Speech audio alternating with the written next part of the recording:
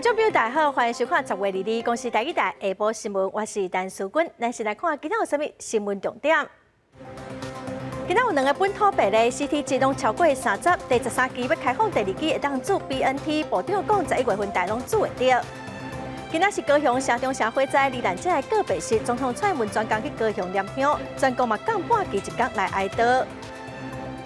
上新的家人一运的路线，规划要行人口较济的七堵市区、北河社区，嘛要甲民生实质线来整合。新闻一开始来看，咱国内今仔新增加2例本土病例，拢是伫家人，2个人的 CT 值拢超过30，血清抗体嘛拢是阳性，对社区是无啥影响。另外，今仔有6例境外病例无死亡的案例哦。咱们来听指挥中心伫下晡上届新的说明。有2例的本土病例，那境外移入有6例，那没有死亡的个案。那这2例的本土的病例都在基隆市，基本上大家都是 CT 值很高，那第2次采住院之后采就是阴性，那然后它的一个抗体是阳性，应该对社区的影响很小。那我们现在看到就是说在一定的时间，它混打之后产生的抗体比较高。那接续我相信还有很多的一些研究或比较，所以我们还是在强调，就是说其实2剂都打一样的我在认为讲是其实相对的安全性比较高所以你第1剂有很强烈的一些过敏的反应或者能够打一样的可能才是比较好。第12轮的疫苗今仔开始做，台北市规划讲莫德纳疫苗伫诊所做 ，AZ 伫花圃，量上大的 BNT 是伫病院注射，早起阁算真顺利。过来第13轮要开放头1期做 AZ， 第2期就会当做 BNT。台北市政府嘛讲一定有一寡诊所有接到民众讲要取消本地预定，想要来做无共牌子的疫苗。也毋过部长陈时中是讲即卖平台是无取消的功能，那所经预约就会变做无去注射。甲苹果单甲证件交互护理人员核对，依照顺序坐伫诊所外以下等叫号。虽然外口天气湿过冷，也毋过会当就近伫诊所做第2期莫德纳，民众感觉真方便。非常方便啦，像我们年纪都大了，不要跑那么远。诊所比较多啦，那选择性比较多，但是相对的在挑的时候就很容易额满。大部分的民众是很喜欢在附近就打完。因为他花的时间很短，可能30分钟就打完了就走了。可是你到大型接种站、到医院去，可能要半天才可以出得来。新冠疫苗第12期第1阶段注射22日开始，而且3段手牌同齐做。其中台北市规划莫德纳伫诊所做 ，AZ 伫花圃。注射量上大的 BNT 是伫台北市医疗病院，因为注射时段选择较济，而且安排人力引导，所以民众大概上感觉这种的规划无啥问题。很顺畅，很顺畅，而且那个医护人员还有那些护理人员都相当的好，他一直跟我们解说的很清楚。就大家这样顺序还蛮好的啦，其实等不会等太久。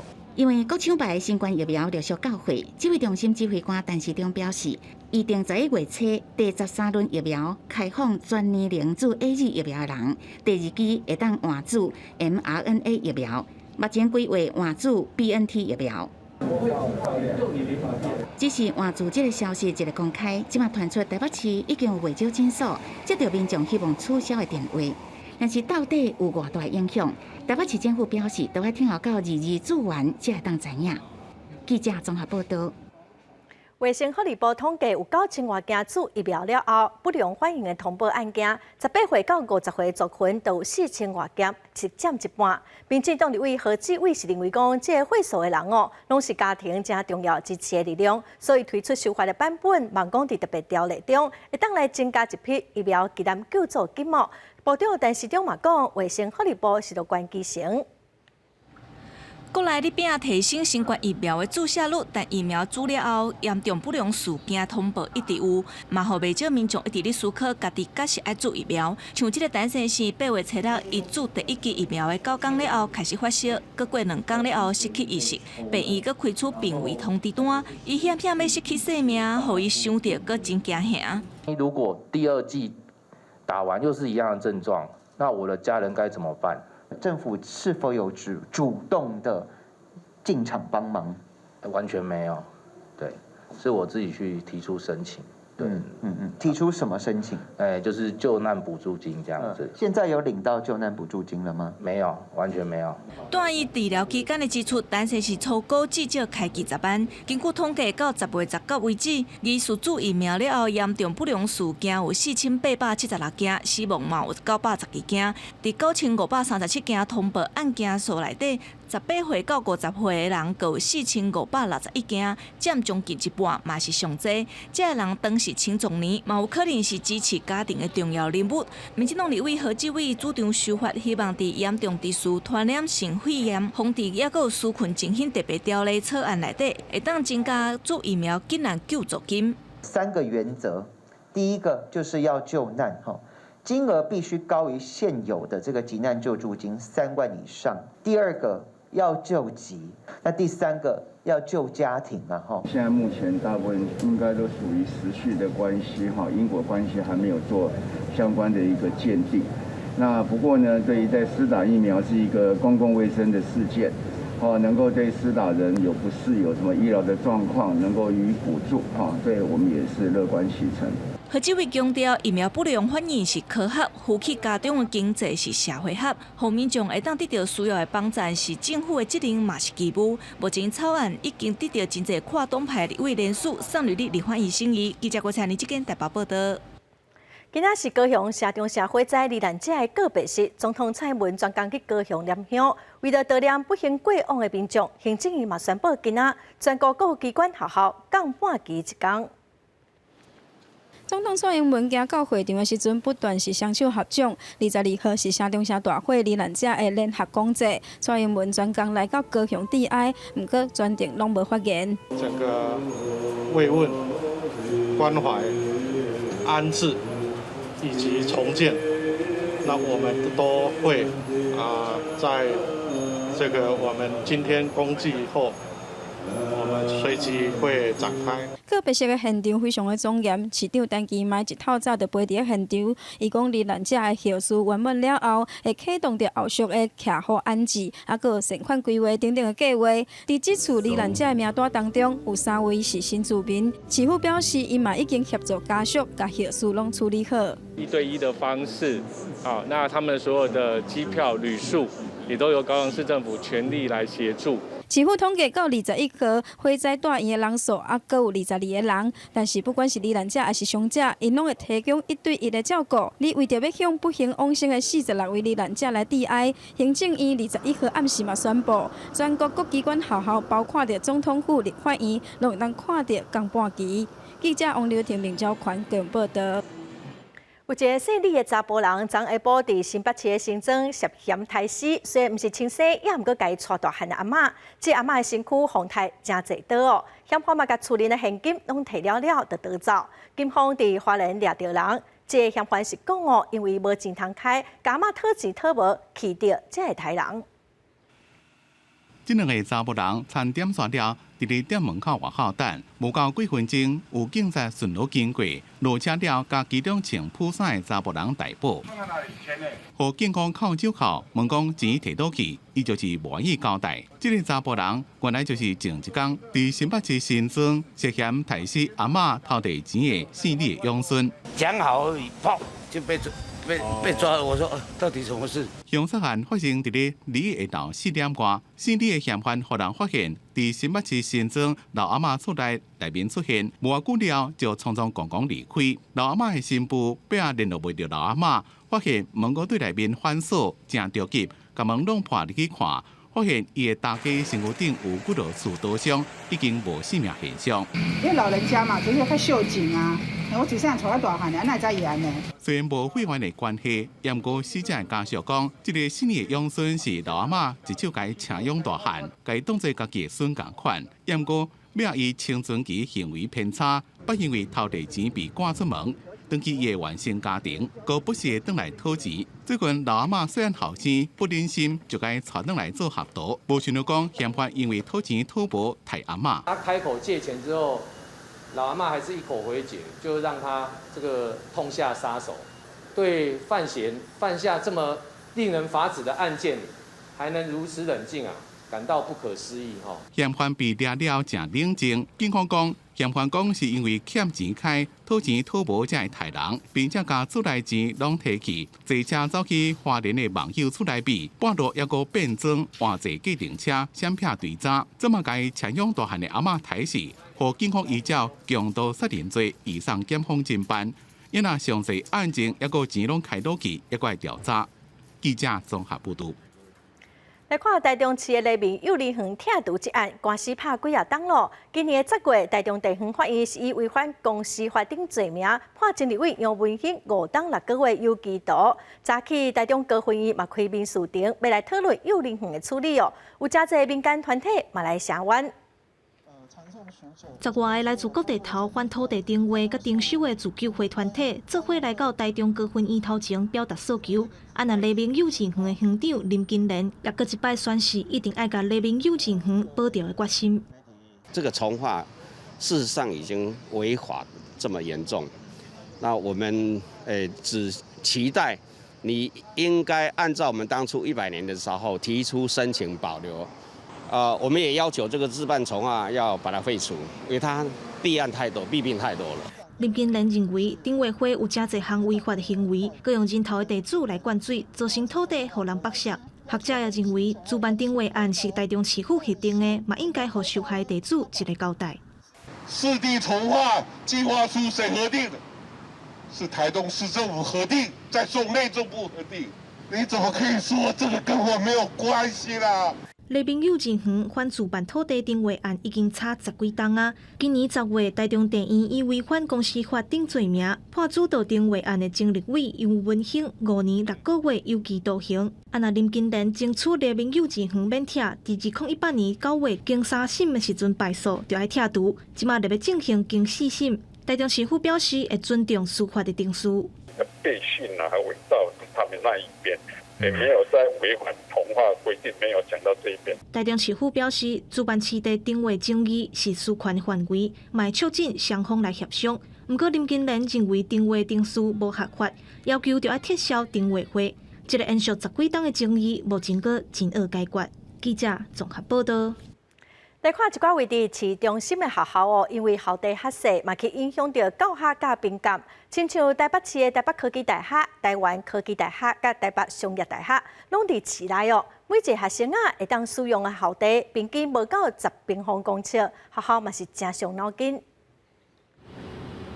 为以前的台北工专新改做科技大学，北科大为台湾栽培出真侪技术人才，学生数也对4000人增加到13400多人。不过校地却无因为安尼就变宽。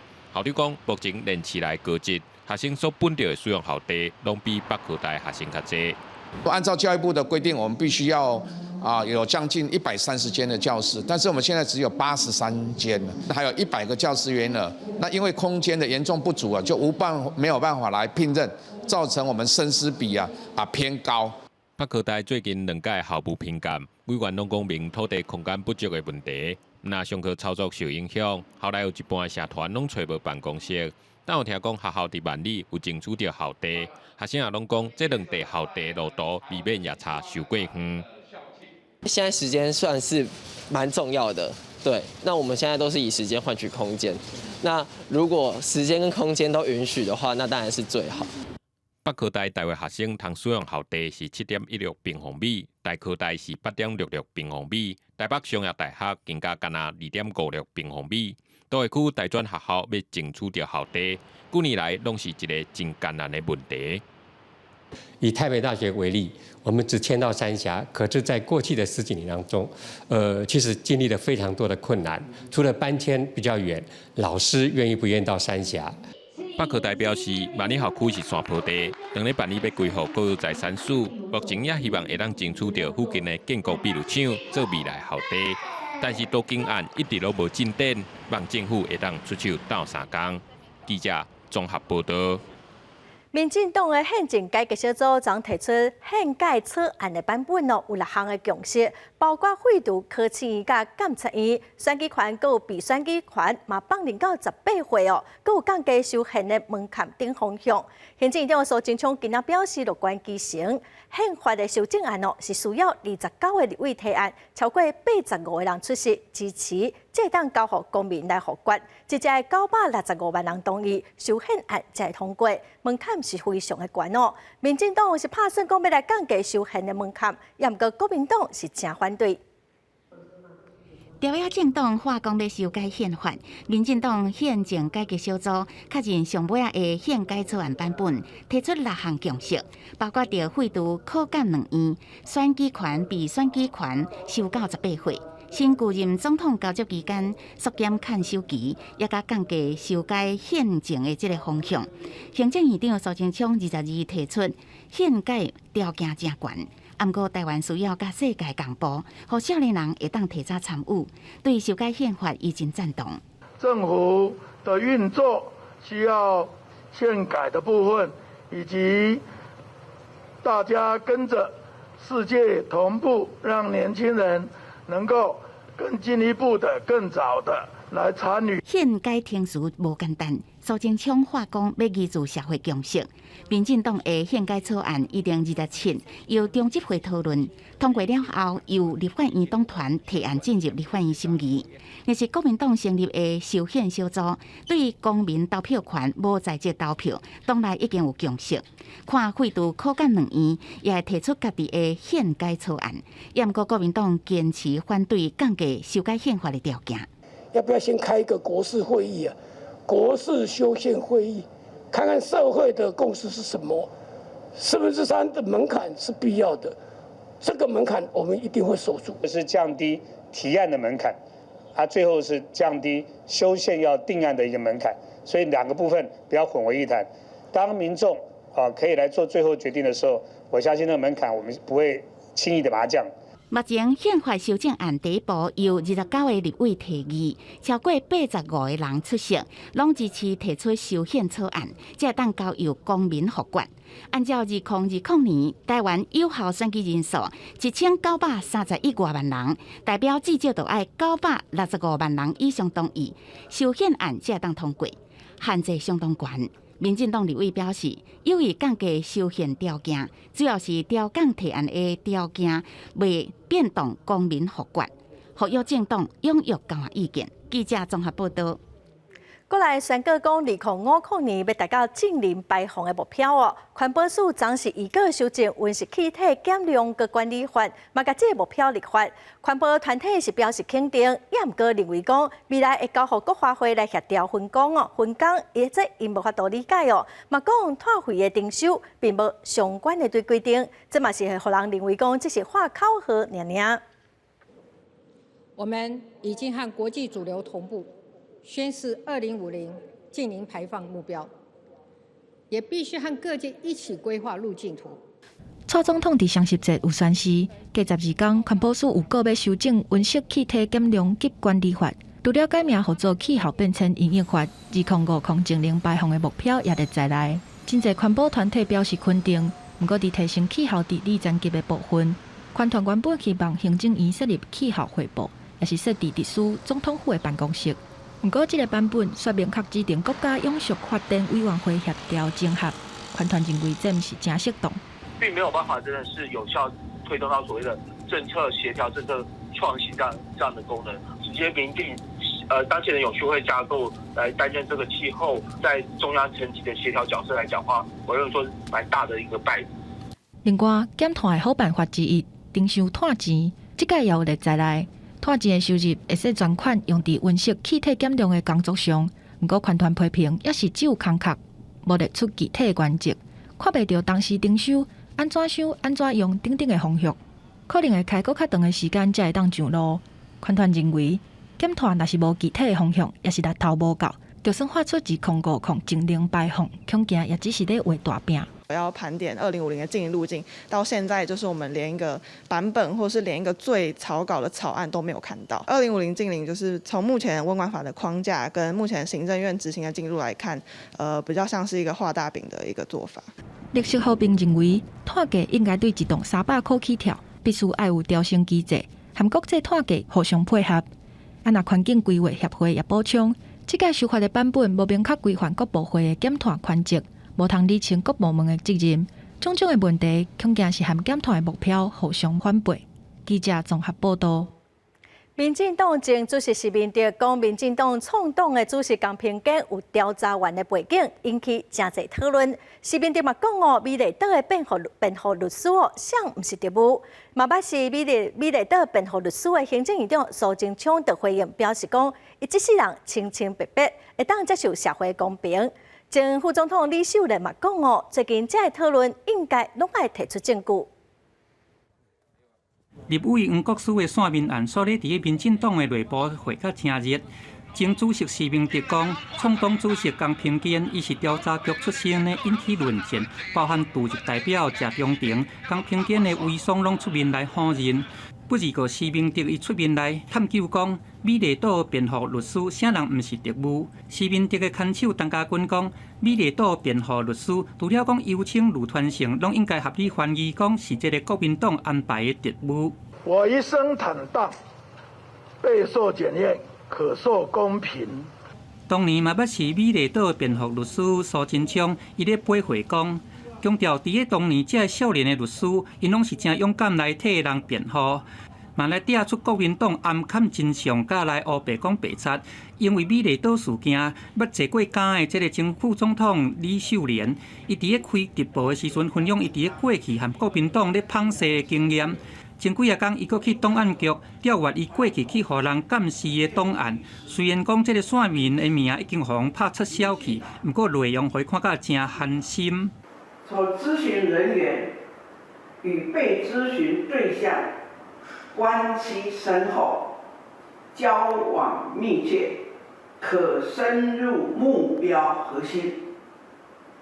这句话真是让我心寒。卢秀莲伊是认为讲，苏当时国民党确实是有利用政治人员来做探底，伊挑工来骗取这个党籍甲公职，有可能是毋若黄国书一个人。伊若对江平坚甲谢中庭拢有传出讲是特务的背景，卢秀莲认为讲，这个真相敢若有一个，应该就要提出证据。过去的档案无应该互人拍出消去，这就要好好来甲检视。记者综合报道。来看基隆捷运的路线有重大的改变哦，部分路段决定要甲代替分开。第一阶段八堵到南港段，规划要行人口较济七堵市区必河社区，嘛会驶到新北市汐止区公所，甲捷运的民生汐止线头一期的工程来做整合。下礼拜就会做最后的确定。嘛传出讲，交通部希望新北市政府来负责。新北市长侯友宜是表示，尊重中央的规划，因愿意承担责任。基隆捷运兴建计划案路线一直变，拖了30档啊。不过，交通部长王国材讲，伫最近就有结果，并且讲经过台北市、新北市甲基隆市3位市长讨论了，拢认为基隆捷运应该爱侵入社区，才能服务更较侪民众。所以一开始是希望甲代替强轨，这么路线会优化甲代替脱钩。把新北的系东线跟基隆捷运做一个整合，类似新吴线的。这个两个方向的分开哈，一个到东湖，一个到南港哈。那目前是觉得这样的方案会比较优点。交通部讲，原本规划甲代替最近用路线，这么确定要改变路线。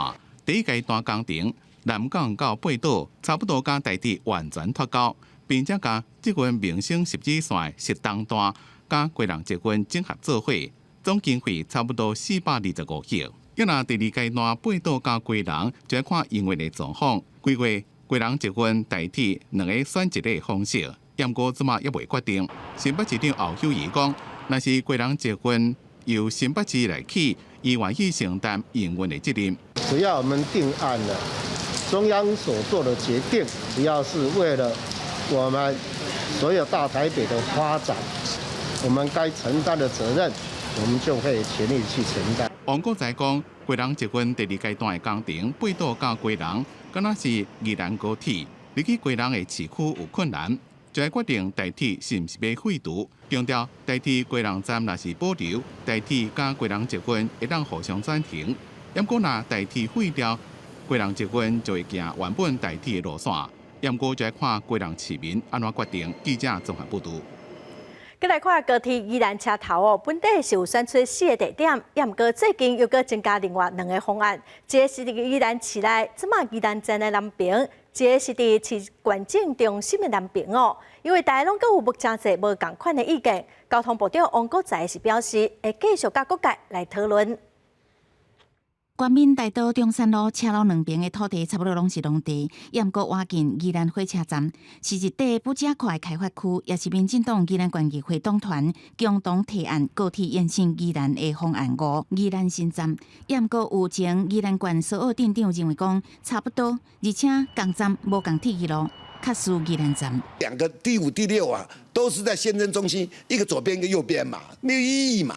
都南侧的一个前一个后嘛而已。它将来在整个建造的时候，可能共站它不能共轨呀，它必须要另外一个设个铁轨。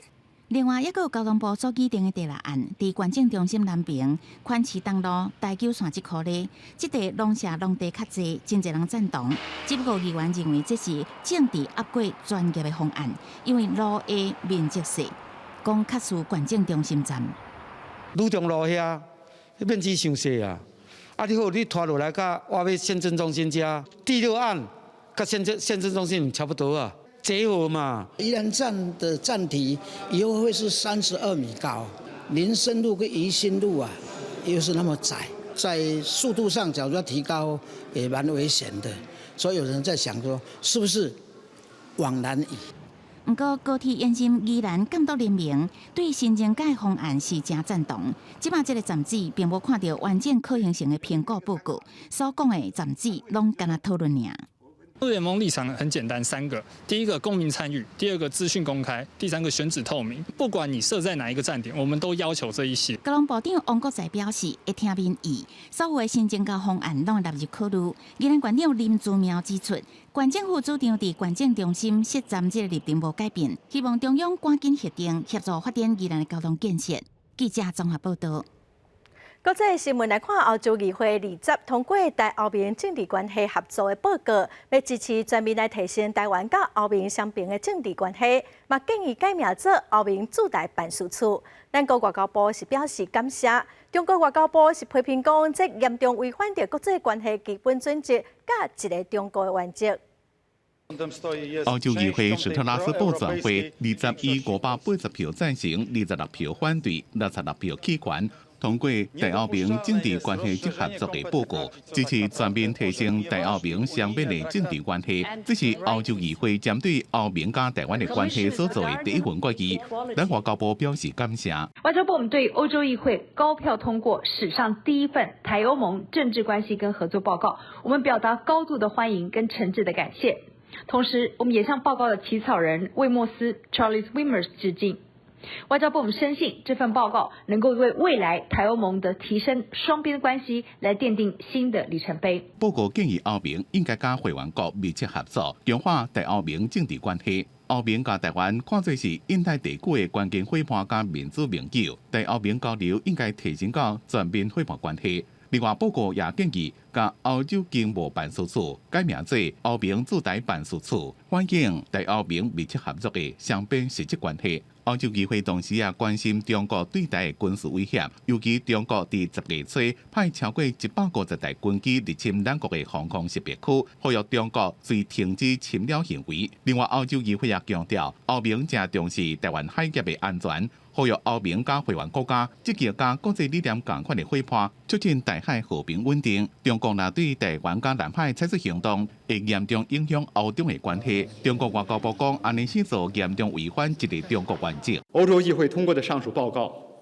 严重违反国际关系基本准则，严重违反一个中国原则，严重违反欧盟在台湾问题上作出的公开承诺，性质和影响恶劣。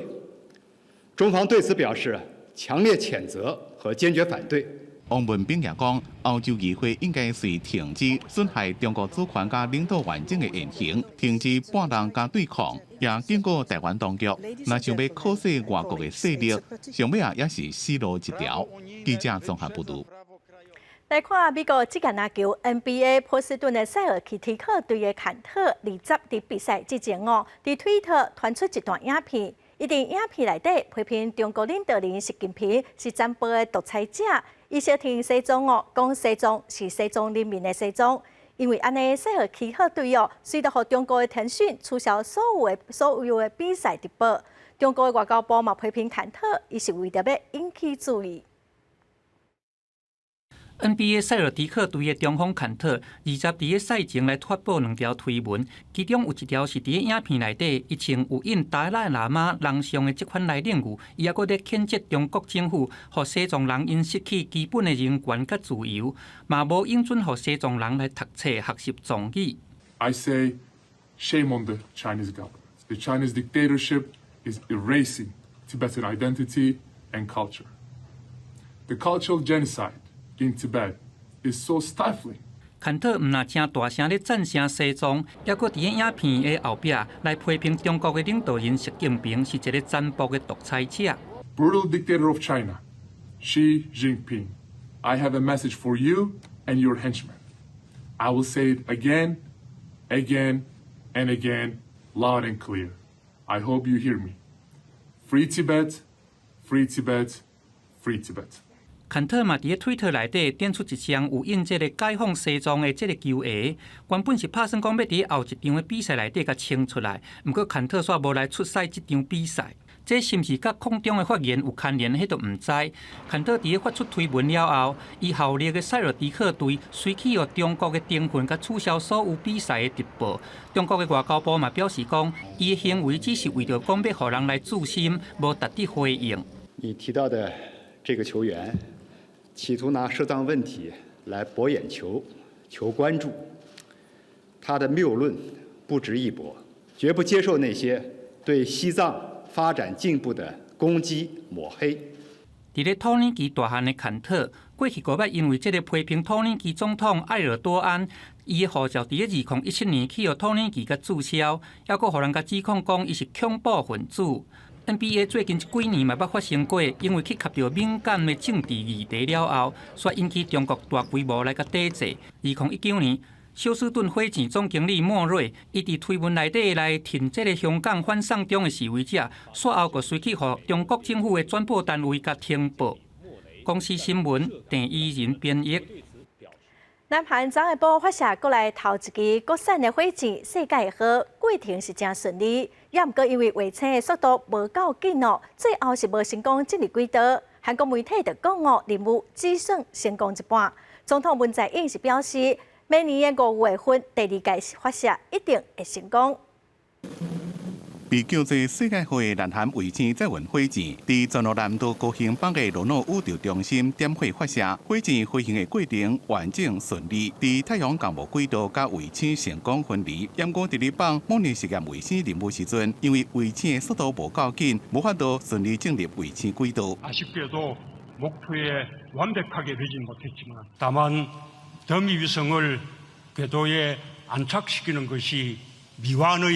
과제로 남았습니다. 이제 우리가 만든 위성을 우리가 만든 발사체에 실어 목표 궤도에 정확히 쏘아 올릴 날이 머지않았습니다. 根据南韩航空宇宙研究院的计划，伫2027年之前，还会进行4遍的世界号发射，来强化任务的成功率。按算2030年上月球，南韩办伫咧2009甲2019年发射火箭，不过拢失败，成为科技大国。不过太空领域的能力相对较弱。世界号是南韩本土研发的载运火箭，这边成功发射，对因国家的太空计划真重要。监视、导航、通信、月球探测，甚至被认为是武器开发升级的一部分。这代表南韩会当为潜在军事用途加分。北韩伫咧这方面野心也真大，捌伫2012年成功把一粒卫星送上轨道。太空发射伫咧朝鲜半岛问题上一向是真敏感，被看作是南北韩军备竞赛另外一个战场。尤其伫最近双方一直拢有武器试射，互相伫咧比悬价。公司新闻吴文玲编辑。再来看咱国内的消息顶礼拜因为洪泰洪水造成台东县的稻米泡水泡甲烂去，面积是有100多公顷。后来出日头也毋过无偌久，又搁开始落雨，农民就发现讲本地无泡到水的田稻啊，毋是打死，就是拍拍，内底是空的。大东关山的德高里哦，到20外甲，拢是安尼，互农民是真伤脑筋。关山电子机场组伫要收管，啊，毋过伫德高里即块咧下农田，有农民就发现，顶礼拜烟规风台期间，无饮水的这农田出现稻啊无烟无故规丛打起的现象。线手一个口，规丛真简单就扣起来，好像无紧。而且稻啊虽然把规，啊，毋过拢是拍切啊，阁会为即区喂到另外一区。这老经验的农民讲，做田50-60年啊，各种病虫害拢看过，都是毋捌看过这种的情形。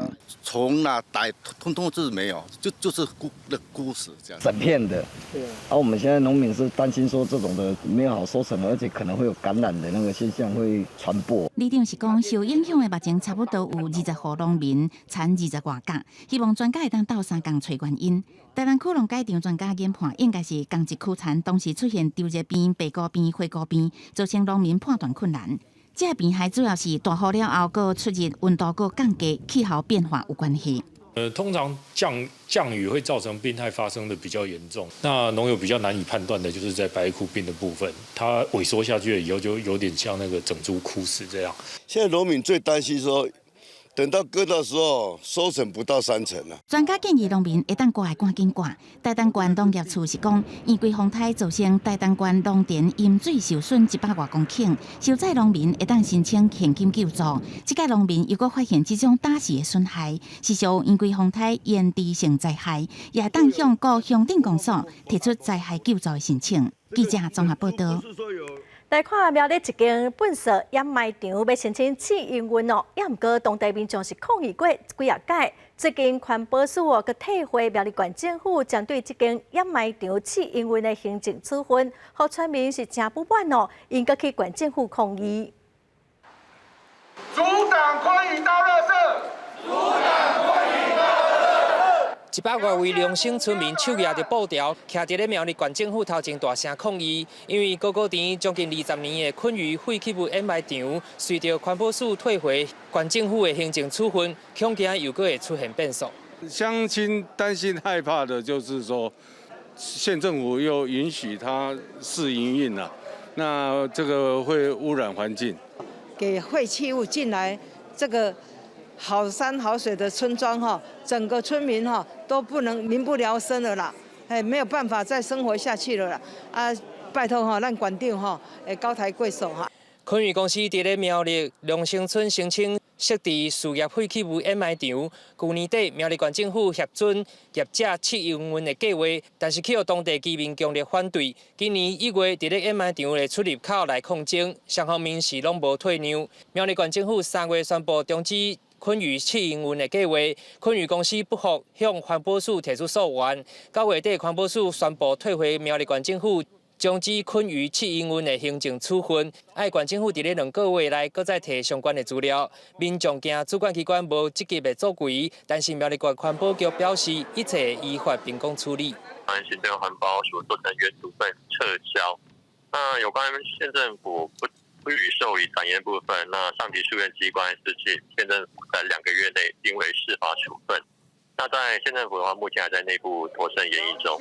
反昆鱼事业废弃物掩埋场自救会表示，后续会争取想要选后届县长人选，也有民代的支持，而且会要求签下承诺书，希望为后代子孙守下龙兴村的净土。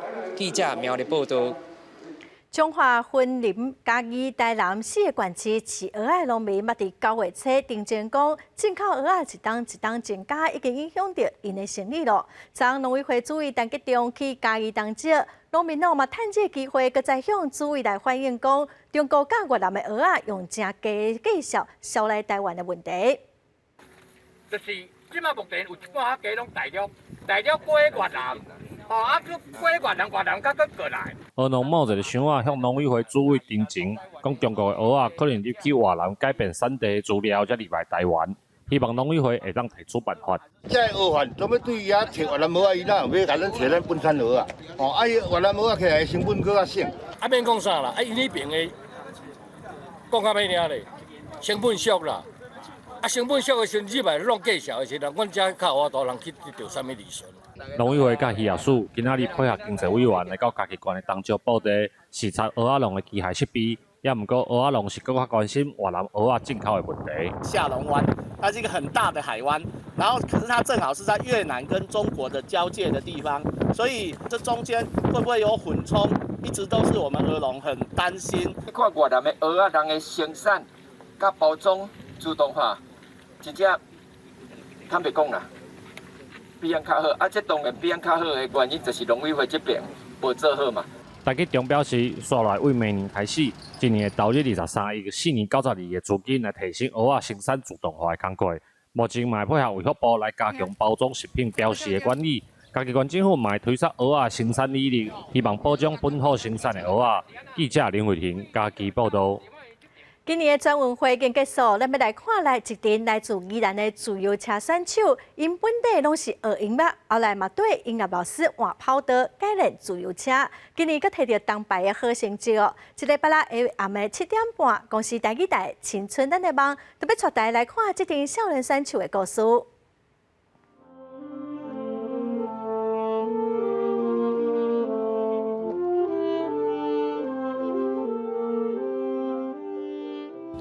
在11年前，宜兰燕山国中的一个音乐老师，为了运动开始骑自由车练身体。在参加几项比赛了后，嘛豆豆愈来愈出名。这嘛影响迄当阵伊当伫个音乐社团的学生，带动骑车的风气。了后成立宜兰自由车培训队，伊就为老师变做是教练。伫个阮进前宜兰算讲骑车毋捌发展过，啊，拄好遮学生了，伊嘛想要骑看卖啊。所以传指引啊，讲也是会传义词，因拢是迄当阵的因迄个乐团的学生啊。这阵少年自由车的选手，对教练认真照起工的训练，10多年来，就算是生活艰苦，运动无细日就想大工细日嘛无放弃。好成绩是留予有拍拼付出的人。伫即届110年的全国运动会自由车项目，因摕到越野赛女子组的银牌甲男子组的铜牌。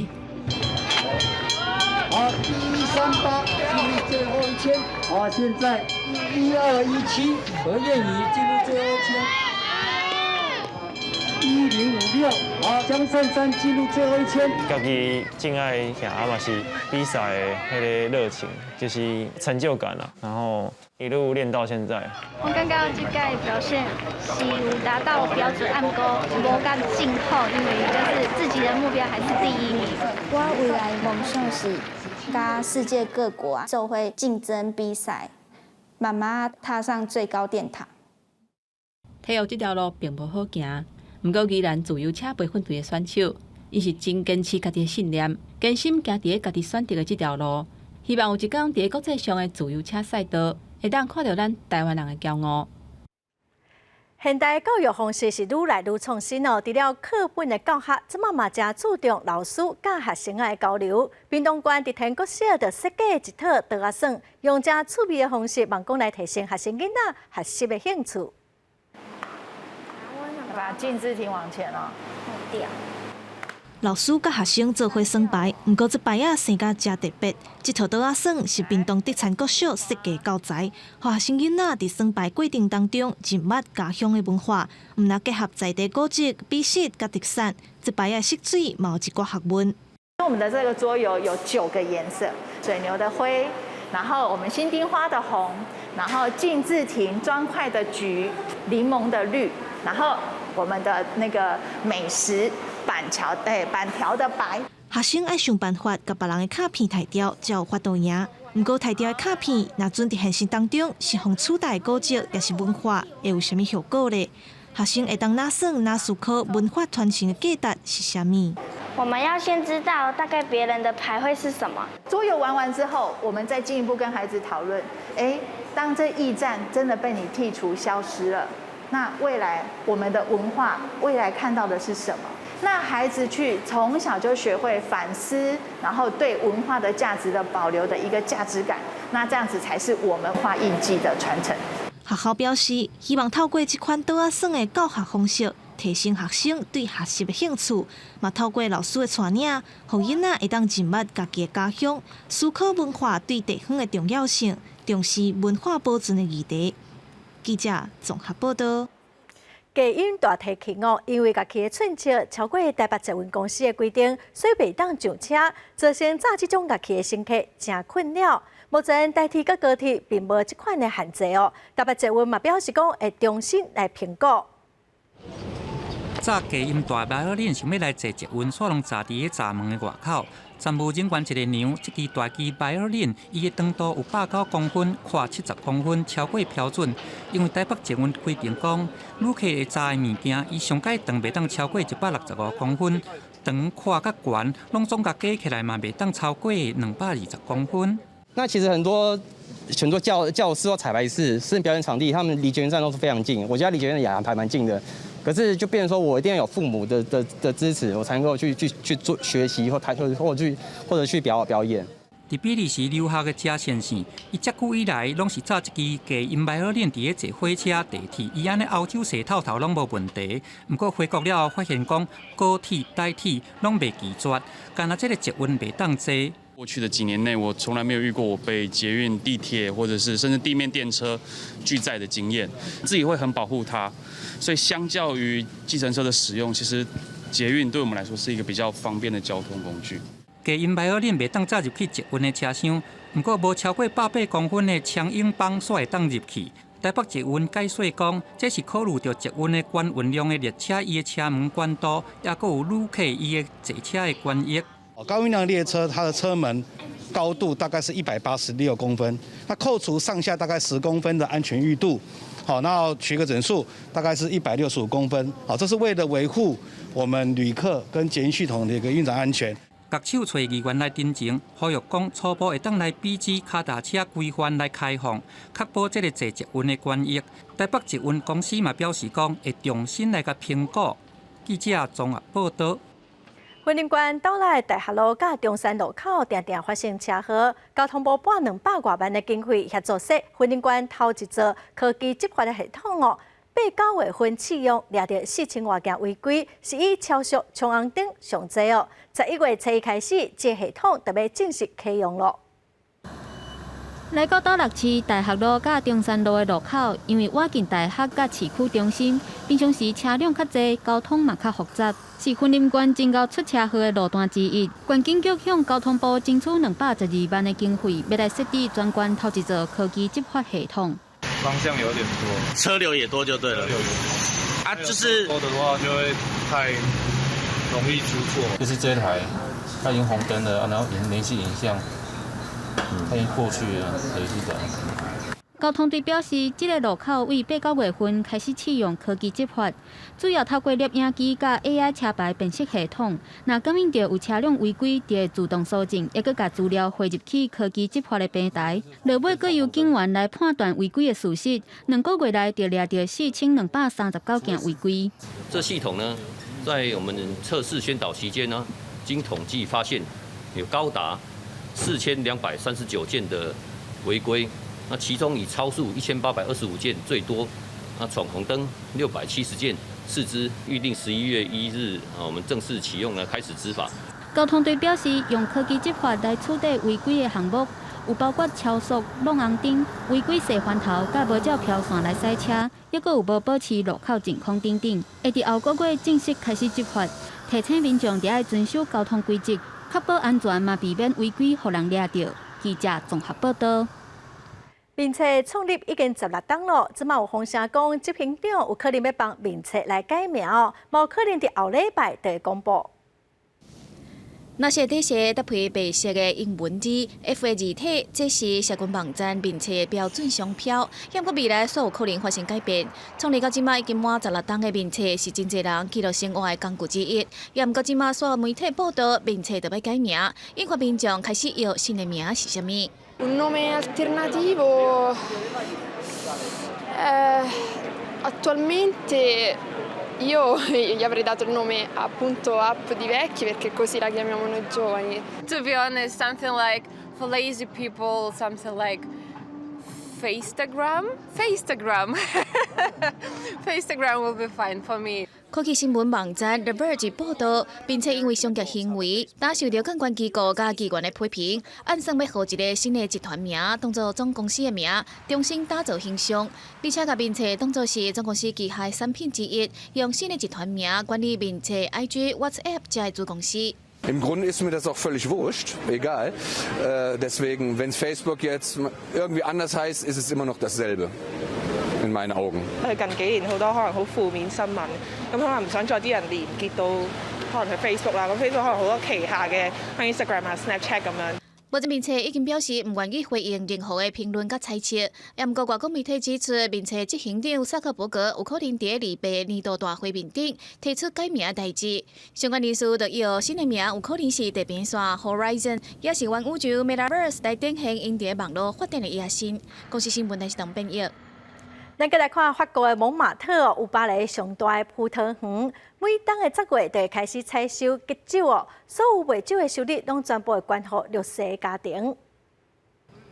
聖心堂嘅所在地蒙馬特是巴黎上有文藝氣息嘅所在，這有梵谷、畢加索加莫迪里亞尼嘅古厝。1871年巴黎公社革命運動也是自這開始。 落嘅人車攏真多，鹽湖這內邊有一個1500平方公尺寬、種1700張葡萄嘅農園。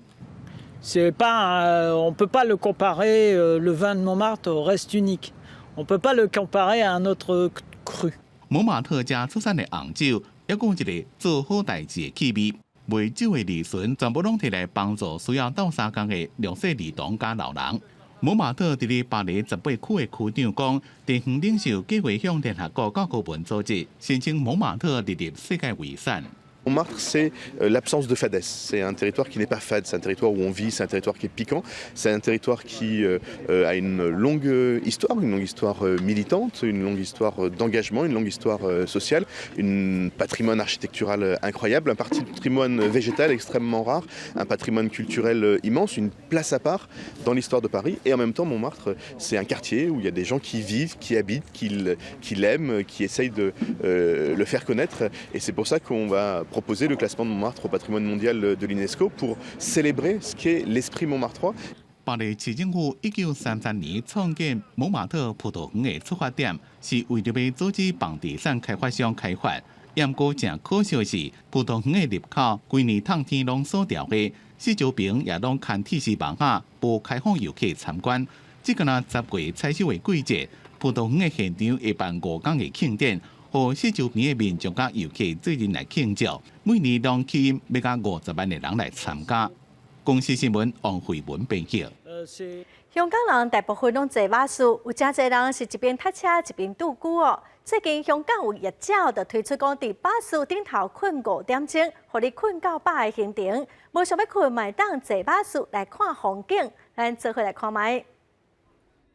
5點鐘的雙層巴士旅行為香港新界轉彎出發，遊客真有興趣翕相。數來76公里的行程，為屯門公路加北大嶼山公路設一大連，沿路有幾個路車休困翕相的所在。想要觀光的也會當慢慢享受沿路風景，想要困的人嘛會當無受干擾，困好飽。平時都失眠嘅，諗住試下喺呢度可唔可以盡情咁瞓一瞓咯。參加之前睇過係有成76公里咁長。 我話可以俾自己插電咁樣。這種會當困的巴士分做3個區3種介紹。上頂站就是專門困的所在，頂站的頭前是 VIP 看全景，下站是建在你翕相的座位。頭一階位幾落點鐘就滿額，可見有一定的吸引力。觀光是香港真重要的產業，不過因為防疫政策的限制，外國遊客無法度入去，業者只好家己創意行銷，開拓新的機會。 我哋作為一間新嘅旅行社，咁希望喺疫情期間都為我哋嘅客人帶嚟一啲歡樂，希望大家笑下。咁所以我哋就諗一啲富有創意嘅產品。業者講，本地通勤上班族壓力真大，定定佇公車頂拄久，當厝上面床煞困袂去，才會促成這個佇巴士困的計劃。香港大學困眠研究專家表示，香港人普遍困眠無夠，總是將休閒活動、工作抑其他義務，放佇困眠這個基本生理需求進前。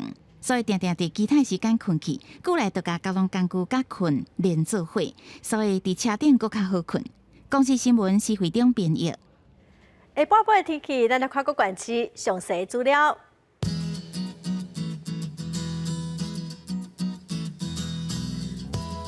北部地区上低19度，上悬22度。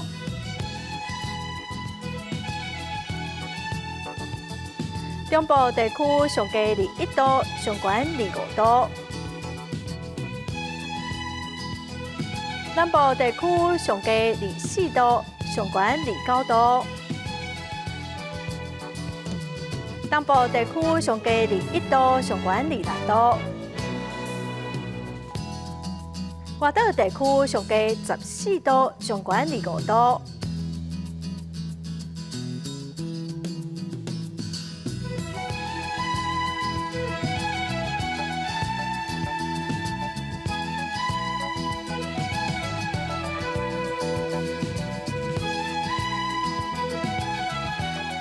感谢观众朋友收看《公视台记台下晡新闻》，我是陈淑君，下礼拜下晡3点咱再会。